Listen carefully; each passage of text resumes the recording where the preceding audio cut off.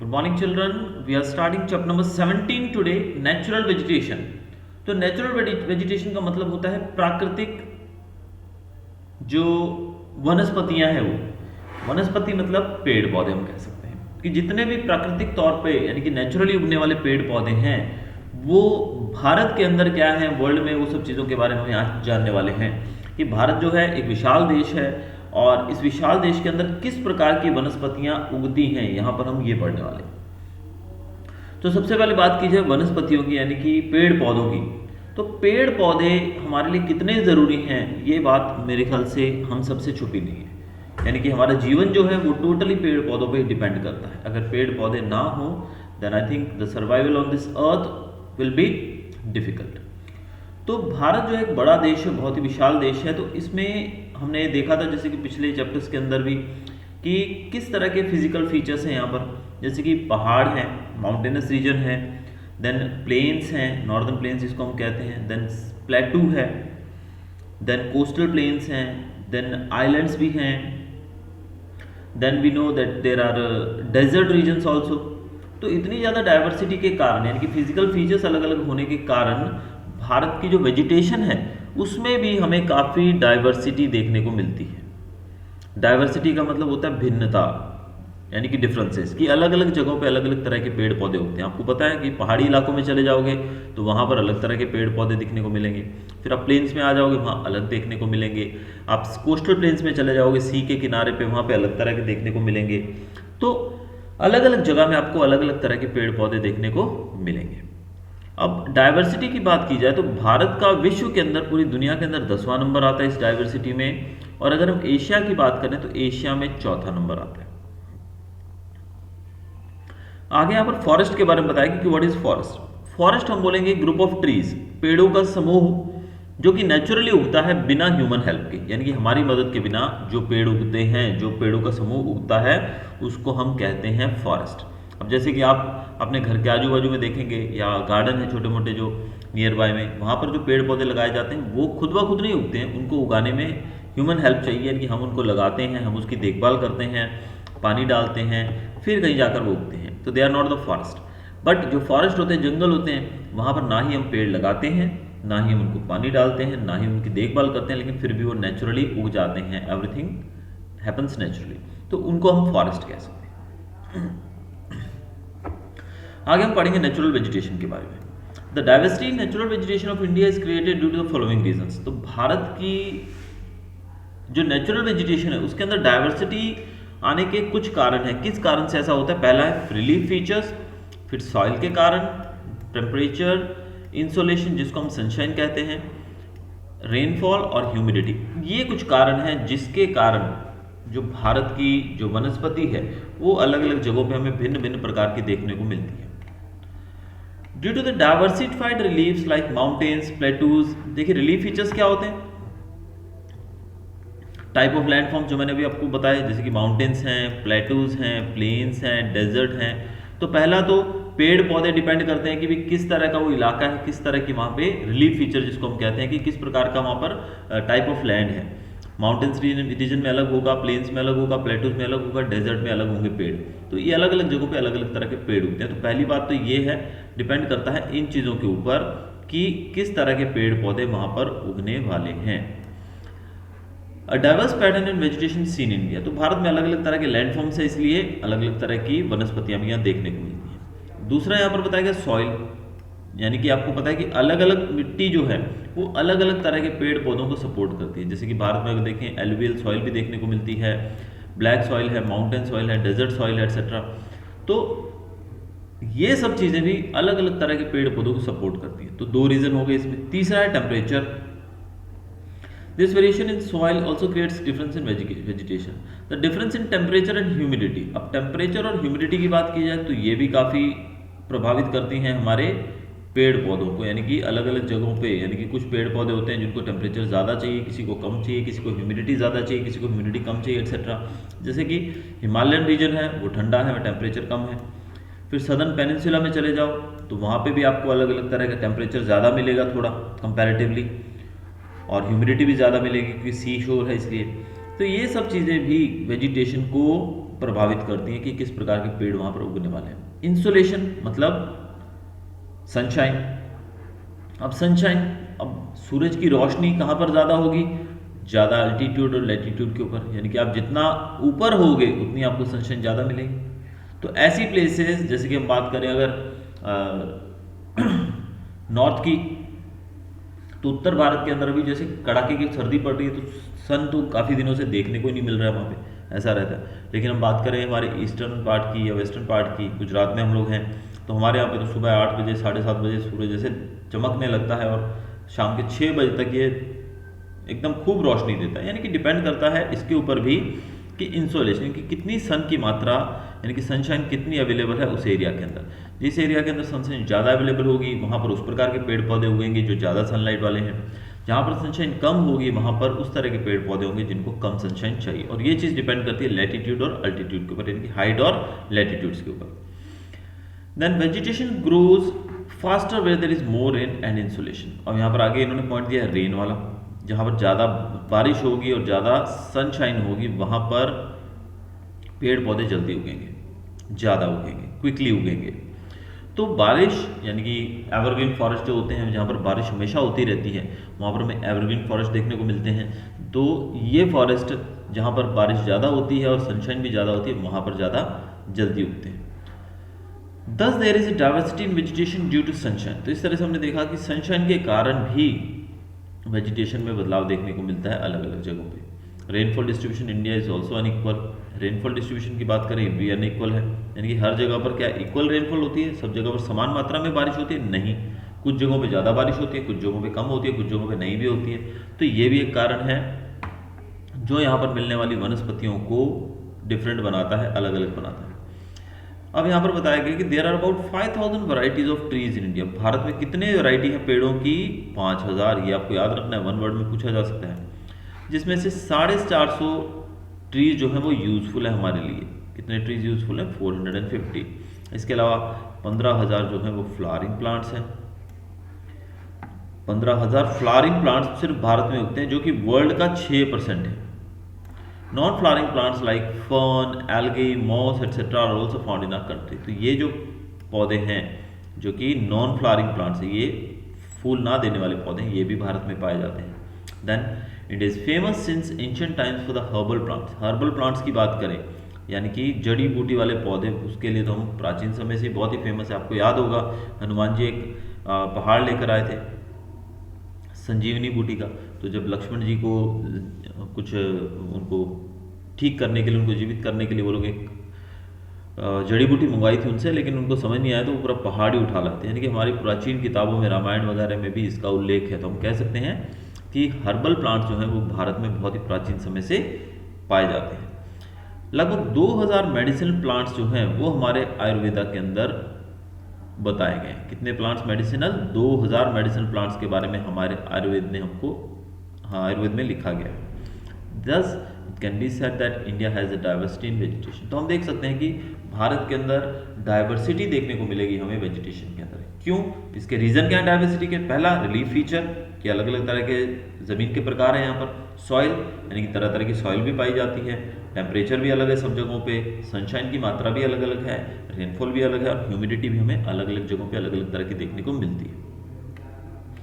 Next topic, forest types of natural vegetation. अब हम पढ़ेंगे नेचुरल वेजिटेशन के टाइप के बारे में कि किस प्रकार के नेचुरल वेजिटेशन भारत में पाए जाते हैं, टाइप्स उसके। Existence and growth of any vegetation depends on the climate of a region. तो किसी भी वनस्पति का एग्जिस्ट करना, उसका होना और उसकी ग्रोथ, ये डिपेंड करती है क्लाइमेट के ऊपर, उस जगह का क्लाइमेट कैसा है उसके ऊपर। In the regions of identical climate, the vegetation seen is mostly identical. Regions of such ecological similarities are called natural vegetation regions. अब ऐसे रीजन्स जहाँ पर क्लाइमेट जो है आइडेंटिकल है, यानी कि बहुत ही ज़्यादा बदलाव नहीं होता है, जहाँ पर वहाँ पर जो वनस्पतियाँ हैं वो भी सिमिलर तरह की पूरा साल देखने को मिलती हैं। और ऐसे रीजन्स जहाँ पर ऐसी सिमिलैरिटीज़ देखने को मिलती हैं उनको हम नेचुरल वेजिटेशन रीजन्स कहते हैं।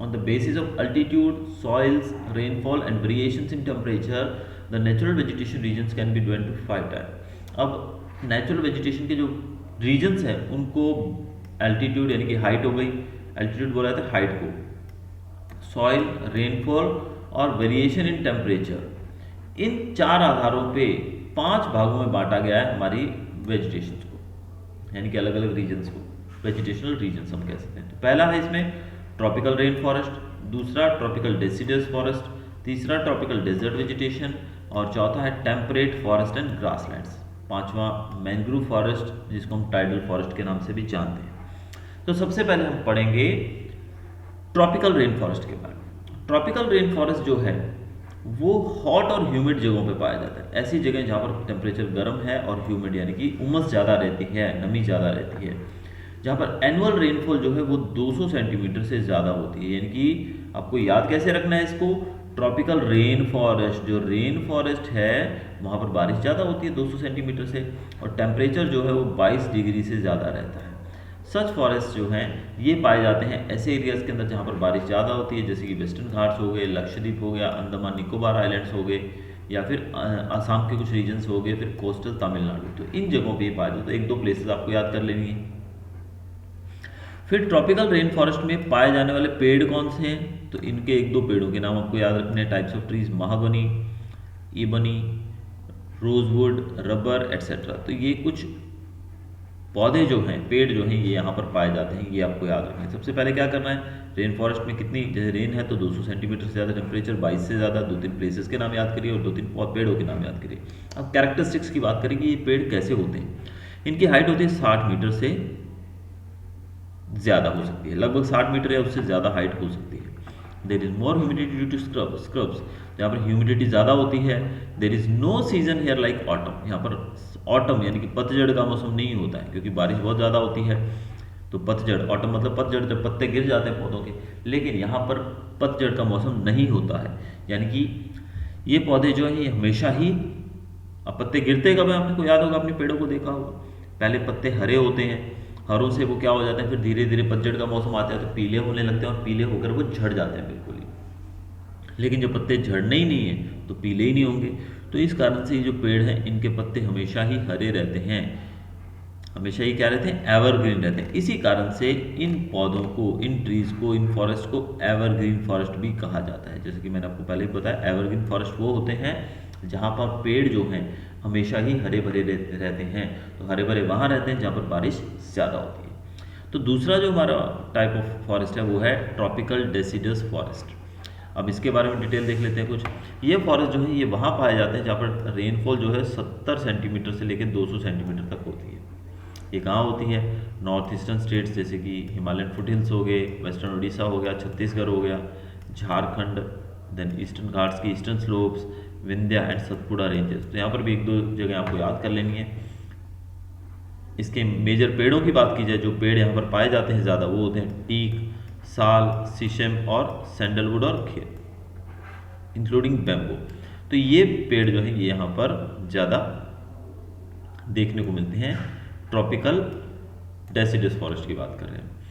अब इसके कैरेक्टरिस्टिक्स की बात करें, इसका जो कैरेक्टरिस्टिक्स मेजर है कि ये पेड़ जो है ये अपने पत्ते जो है वो गिरा देते हैं, shade there leaves for 6 to 8 weeks during autumn. यानी कि ऑटम सीजन आने पर 6 से 8 हफ्ते के लिए इनके ऊपर पत्ते जो होते हैं वो सब गिर जाते हैं, पत्ते गिरा देते हैं। इसीलिए इनको डेसिडस फॉरेस्ट कहा जाता है। क्यों? क्योंकि इनके पत्ते गिर जाते हैं लगभग 6 से 8 में हफ्ते के लिए। Every species had a different time to shed the leaves, so all the trees are never without leaves during any particular। अब हर एक स्पीशीज यहाँ पर जो देखो एक ही तरह के पेड़ नहीं है, यहाँ पर हमने देखा नाम कितने पेड़ों के देखे, ये तो कुछ पेड़ है, इससे आगे एटसेट्रा भी दिया है, यानी कि बहुत सारे और भी हो सकते हैं इसमें। तो ये जो अलग अलग तरह के पेड़ हैं ये सब एक ही बार में पत्ते नहीं गिरा देते, ये अलग अलग पेड़ अलग अलग समय पे पत्ते गिराते हैं। इस कारण से आपको ऐसा नहीं है कि एक ही समय आप जाओगे उस जंगल में, आपने देखा भी ये डेसिडस फॉरेस्ट है, यहाँ पर इनके ऊपर तो पत्ते हैं, कुछ के ऊपर हैं कुछ के ऊपर नहीं है। तो ये डिपेंड करता है on the type of that tree कि वो किस स्पीशीज का ट्री है, तो उनका अलग अलग समय रहता है पत्तों को गिराने का। As these trees shed their leaves according to the season, these are also called monsoon forest। अब ये जो ट्रीज हैं ये अपने पत्तों को गिरा देते हैं सीजन के हिसाब से, इसीलिए इनको मॉनसून फॉरेस्ट भी कहा जाता है। तीसरा जो हम पढ़ेंगे यहाँ पर थॉर्नी वेजिटेशन के बारे में। Distribution, generally such forest are found in the regions receiving less than 70 rainfall. अब देखिए इसको हम डिसेंडिंग ऑर्डर में पढ़ते आ रहे हैं। सबसे पहले 200 सेंटीमीटर वाला था, फिर 70 से 200 वाला, फिर 70 से कम वाले फॉरेस्ट आ गए। ये कहाँ पाए जाते हैं? North western regions, Gujarat, Rajasthan, Madhya Pradesh, Uttar Pradesh etcetera. यहाँ पर पेड़ कौन से हैं? जुजुबे, अकाशिया, कैक्टस, खिजड़ो etcetera. These are the common trees found here. Characteristics क्या है? The roots of the trees and plants here are long, deep and wide spread. इन पेड़ों की जो जड़ें होती हैं बहुत ही लंबी होती हैं, डीप होती हैं और वाइड स्प्रेड, बहुत ज़्यादा जगह पर फैली होती है। लीव्स इनके जो होते हैं वो शॉर्ट होते हैं, छोटे होते हैं लीव्स इनके। क्यों? क्योंकि एवेपोरेशन कम हो, एवापोट्रांसपिरेशन कम होने के लिए इनके पत्ते जो होते हैं छोटे होते हैं। आपने पढ़ा होगा साइंस के अंदर कि पत्ते का साइज अगर बड़ा होगा, if the leaf is very large, तो उसके ऊपर ज़्यादा सनलाइट गिरेगी तो इवेपोरेशन या ट्रांसपिरेशन ज़्यादा होगा, इनकी ज़्यादा पानी का लॉस होगा वहाँ पे। लेकिन जो कांटेदार पौधे होते हैं उनके अंदर या तो जो पत्ते होते हैं वो शेप ले लेते हैं किसका? कांटों का, या फिर वो इतने छोटे होते हैं कि ट्रांसपिरेशन बहुत ही कम होता है। तो ये पत्ते का साइज आप देख सकते हैं, छोटा साइज होने से ट्रांसपिरेशन कम होता है। तो ये जो पौधे आपने देखा, ये 70 सेंटीमीटर कम रेनफॉल वाली जगहों पे होता है, यानी कि ऐसी जगह जहाँ पर बारिश कम होती है। तो कम बारिश वाली जगहों पे पौधे जो हैं उनको पानी भी कम मिलेगा, तो ऐसे में वो अच्छे से फल फूल पाएँ, उनकी जड़ें भी डीप जाती है ताकि वो ज़्यादा पानी नीचे से ले सकें। और दूसरा, इनके पत्ते जो होते हैं वो छोटे होते हैं ताकि इवेपोट्रांसपिरेशन यानी कि इवेपोरेशन हम कह सकते हैं, ट्रांसपिरेशन ना हो। चौथा यहाँ पर temperate forest and grassland, that is Himalayan vegetation भी कह सकते हैं उनको। हिमालयाज पे होने वाली यानी कि पहाड़ी इलाकों पे होने वाली जो वेजिटेशन है उनके बारे में। अब पहाड़ी वेजिटेशन को इन्होंने कुछ पार्ट्स में बांटा है। पहला है वो जो कि 1000 से 2000 मीटर की ऊंचाई पर रहते हैं। ये कहाँ पर है? देखिए, नॉर्थ ईस्ट में, वेस्ट बंगाल, उत्तराखंड एट्सेट्रा। और इनको हम कहते हैं, कौन से फॉरेस्ट होते हैं यहाँ पर? ट्रॉपिकल फॉरेस्ट होते हैं। और पेड़ कौन कौन से उगते हैं यहाँ पर? ओक, चेस्टनट जैसे। दूसरा 1500 से 3000 मीटर जो कि हिमालयाज के ऊपर, यानी कि 1500 या 3000 मीटर तक आप जाओगे तब जो पेड़ पौधे देखने को, वो एरिया जो है वो यही होगा, यानी कि इन्हीं एरियाज़ के अंदर आपको मिला। क्योंकि हमारा हिमालय जो है ना, ये भी तीन पार्ट में बांटा गया है। एक सबसे ऊपर ग्रेटर हिमालयाज है, फिर उसके बाद नीचे वाले मिडिल हिमालयाज हैं, और फिर लास्ट वाले हमारे लेसर हिमालयाज। तो ये greater Himalayas, then middle Himalayas and lesser Himalayas. तो ये जो तीनों हैं, यानी कि इनकी ऊंचाई सबसे ज़्यादा है, ये मिडिल और ये बिल्कुल कम। तो ये जो दोनों पेड़ हैं जिनकी 1000 से 2000 मीटर पर ये जगहों पर मिलते हैं आपको पौधे, पेड़, जंगल जो है, और कौन सा फॉरेस्ट है वहाँ पर ये है। लेकिन जब आप 1500 से 3000 मीटर ऊंचा जाते हो तो आपको कॉनिफरस फॉरेस्ट मिलता है, जिसके मेन जो पौधे हैं, उगने वाले पेड़ वो हैं पाइन, देवदार, सिल्वर फर एंड स्प्रूस, ये उगते हैं वहाँ पर। लेकिन अगर आप 3600 मीटर से भी ज़्यादा ऊंचाई पर जाएंगे हिमालय में, 3600 मीटर या उससे ज़्यादा, तो वहाँ पर आपको जो ज़्यादातर फॉरेस्ट देखने को मिलेंगे वो मिलेंगे अल्पाइन एंड शॉर्ट ग्रास, यानी कि जिसको हम टुंड्रा वेजिटेशन भी कहते हैं, क्योंकि बर्फ़ ज़्यादा होती है। 3600 मीटर बहुत ऊंचाई होगी, नहीं, 3.5 किलोमीटर से भी ज़्यादा ऊंचाई पर आप जाओगे तो वहाँ पर आपको छोटी मोटी घास वगैरह इस तरह के पौधे देखने को, और वहाँ पर जो पाए जाते हैं पौधे वो हैं सिल्वर फर और जूनिफर बिर्च, ये पौधे वहाँ पर देखने को मिलते हैं। A major characteristic of the conifer forest is that the trees have conical shape। अब यहाँ पर इस फॉरेस्ट की बात की जा रही है, कॉनिफरस फॉरेस्ट की। ये जो यहाँ पर लिखा गया कॉनिफरस फॉरेस्ट जो है, इसके जो पेड़ होते हैं आपने देखा होगा ना, क्रिसमस कल ही तो गया है क्रिसमस, तो क्रिसमस में हम जो ट्री लगाते हैं वो किस शेप का होता है? ऐसा होता है ना क्रिसमस ट्री। तो ये जो पौधा होता है ये एक्चुअल में कॉनिफरस फॉरेस्ट इसलिए कहते हैं इसको क्योंकि इसका शेप कोन की तरह होता है। आप मैथ्स में कर चुके हैं ना कोन, तो देखिए दोनों पौधों को कंपेयर, इन दोनों फिगर्स को कंपेयर करके देखिए, ये बन गया आपका कोन, तो कोन की तरह तो दिख रहा है ऊपर से ये, तो ये कोन की तरह होता है, इसीलिए इसको कॉनिफरस फॉरेस्ट भी कहते हैं। इनकी जो ब्रांचेस होती हैं ये सरफेस की तरह झुकी होती हैं, ऐसे नीचे की तरफ झुकी होती हैं। इसका रीज़न क्या है कि अगर ऊपर से बर्फ़बारी होती है, क्योंकि ये ऊंचाई ज़्यादा है देखिए इनकी, तो ज़्यादा ऊंचाई पे जब बर्फ़बारी होती है तो बर्फ़ गिरेगी तो क्या होगा, ये यहाँ से स्लाइड होकर नीचे की तरफ चली जाएगी। और अगर ये पेड़ ऐसा होगा जैसे हमारे नॉर्मल पेड़ होते हैं तो फिर ये नीचे कैसे जाएगी ये मिट्टी, ये जो बर्फ़ है, तो बर्फ़ आकर इनके ऊपर जम जाएगी, तो इनके ऊपर वजन बढ़ जाएगा, may be they can't survive, वजन को नहीं झेल पाएंगे। तो ऐसे में इनका शेप जो होता है वो कोन की तरह होता है। ट्री लीव्स आर लॉन्ग, इनके जो पत्ते होते हैं वो लंबे होते हैं, पॉइंटेड होते हैं और sticky, which can conserve humidity for a longer time, ताकि ये ह्यूमिडिटी को लंबे समय तक कंजर्व कर सकें, इसीलिए इनके पत्ते भी लंबे होते हैं। तो ये हमारा लास्ट टॉपिक आज का हम करेंगे अभी टाइडल फॉरेस्ट के बारे में। टाइडल फॉरेस्ट जिनको मैंग्रोव फॉरेस्ट भी कहते हैं। टाइडल फॉरेस्ट जो होते हैं वो डेल्टा रीजन्स में होते हैं, यानी कि जहाँ पर नदियाँ जो हैं वो सी से मिलती हैं, नदियाँ जो है वो समंदर में जाकर मिलती हैं, उन जगहों पे टाइडल फॉरेस्ट देखने को मिलता है। These forest are found along Gujarat coast, ये फॉरेस्ट हमें गुजरात के किनारों पे, समुद्र के किनारों पे देखने को मिलेगा, या फिर मार्शी लैंड्स जो बे ऑफ बंगाल के कोस्ट पे ज़्यादा देखने को मिलेगा। मार्शी लैंड मतलब दलदली इलाके जो कि सी के कारण पैदा होते हैं। यहाँ पर पाए जाने वाले जो मेन पेड़ हैं वो है सुंदरी और चीड़, ये कुछ पेड़ यहाँ पर पाए जाते हैं। तो टाइडल फॉरेस्ट के बारे में हमारे पास सिर्फ इतनी ही जानकारी यहाँ पर दी गई है। तो आज हमने पढ़ा फॉरेस्ट के बारे में, टाइप्स ऑफ फॉरेस्ट जो भारत में पाए जाते हैं। अब अगले वीडियो में, अगली क्लास में हम शुरू करेंगे forest products and their utility. Till then good bye, thanks for watching.